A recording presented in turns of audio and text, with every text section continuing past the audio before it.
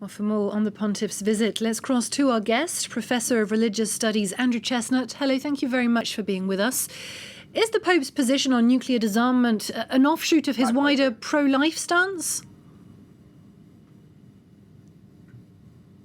Yes, and he also has a long history of calling for nuclear abolition. In fact, he made an outright, forthright call for nuclear abolition back in 2017. So yeah, I mean, it's a larger picture of a pro-life stance. He's also a very strong advocate, of course, of abolition of the death penalty, which rages on, particularly here in the United States, my own country. And of course, a prominent spokesperson against abortion as well. So yeah, it's part of this larger pro-life stance, no doubt.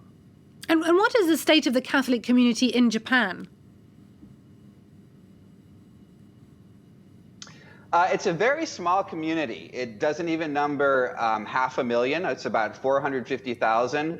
The great majority are in Nagasaki. About 4% of the population of Nagasaki are Catholics. And this represents less than 1/3 of 1% of Japan's total population.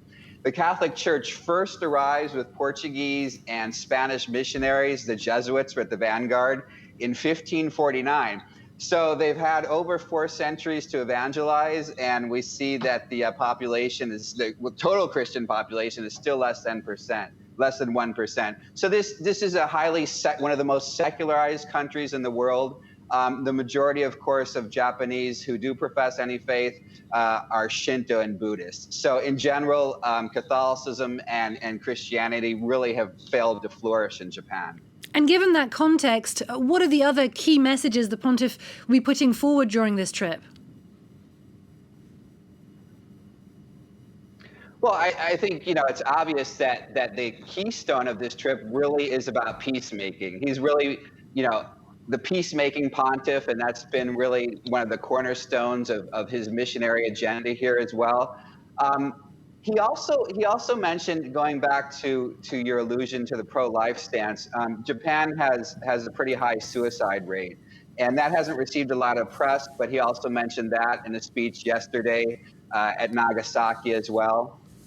So obviously, this is, again, a country with a very small Catholic minority, and so the big message here is that we need to move forward with the abolition of nuclear arms. And of course, Japan falls under the umbrella of nuclear deterrence of the United States. So of course, Japan is relatively handcuffed in what it can do on its own.